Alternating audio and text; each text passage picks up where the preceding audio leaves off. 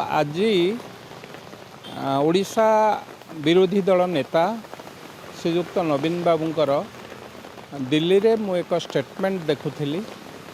प्रश्न पत्र लीक बाबद तांकर काहाकू अंगुली उठेबा मते लगुच शैतान वेदपाठ संगे समान।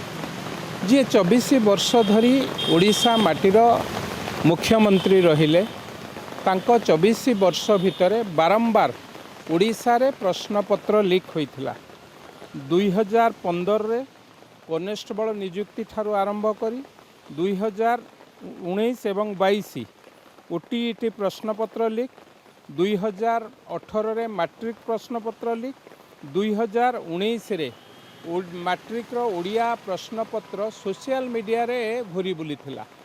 सेतेबेले निज सरकार रे को मंत्री की से इस्तीफा देवा को कहिथिले ना काहा ऊपर चाप पकईथिले।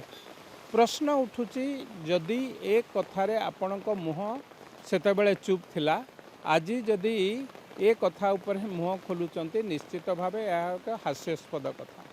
द्वितीय कथा देशर शिक्षा मंत्री धर्मेंद्र प्रधान को ऊपर अतीत आपण मैंने देखिचंती जो विभाग दायित्व से नहीं निष्ठार सहित कर्तव्य परायण भावे से काम को करिचंती। एक कथारे मध्य ये जो नीट प्रश्नपत्र लीक उपरे मध्य जो माने दोषी तांको विरुद्ध रे दृढ़ कार्यानुष्ठान ग्रहण करिवार समय आसी से कथा मध्य चली। आज प्रधानमंत्री मध्य से कथा को दोहराइचंती। जो माने एक कथा प्रश्नपत्र लीक करिकी बहुत युवक मानकर भविष्य को नष्ट करुचंती, सेमान होचंती महान पापी।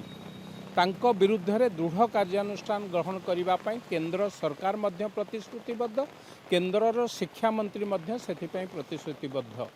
तेणु एक कथा को अलगा दिग को डाइवर्ट करिबा पई युव समाज मुंड भितर जीए 24 वर्ष भितर थरे एक कथार आंसर देई नथिला, प्रेस को सामना करिया को भय करुथिले, आज से प्रेस रे एक कथा कहउचंती। निश्चित भावे ये हास्यास्पद कथा एवं लज्जाहीन कथा।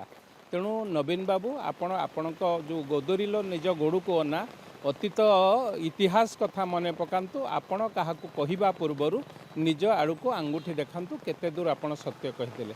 आगामी दिन में जो कथा केंद्र सरकार कहिचंती कि केंद्र शिक्षा मंत्री कहिचंती जो माने आधे दोषी कहारी की कौन दोषी की छड़ा जीवन नहीं, विरुद्ध रे दृढ़ कार्यानुष्ठान ग्रहण करा।